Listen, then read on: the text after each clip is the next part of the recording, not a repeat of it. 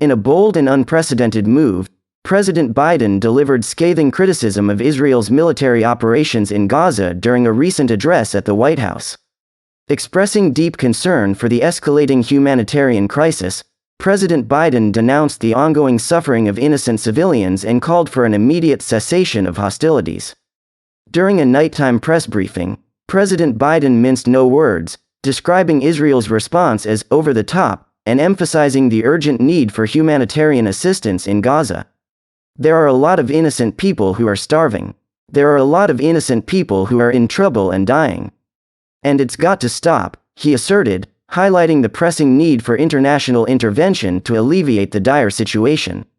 However, amidst his impassioned remarks, President Biden inadvertently stumbled over the identities of world leaders, mistakenly referring to the president of Egypt, Abdel Fattah el-Sisi, as the president of Mexico. Despite this minor gaffe, President Biden's frustration with Israeli Prime Minister Benjamin Netanyahu was unmistakable, as he publicly acknowledged the strained relationship between the two leaders. President Biden's comments shed light on his growing impatience with Prime Minister Netanyahu's handling of the conflict and his reluctance to prioritize civilian safety in Gaza.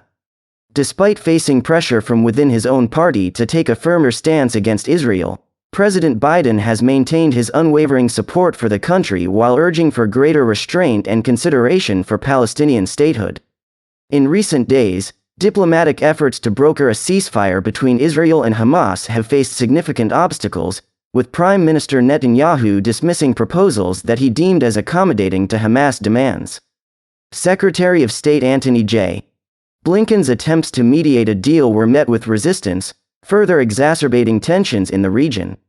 Since the deadly Hamas attack in October, President Biden has navigated a delicate balance between upholding America's alliance with Israel and advocating for a more measured approach to the conflict.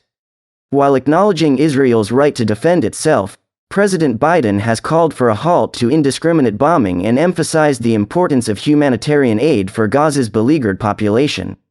As the situation continues to deteriorate, President Biden reiterated his commitment to pursuing a ceasefire agreement that could pave the way for lasting peace in the region.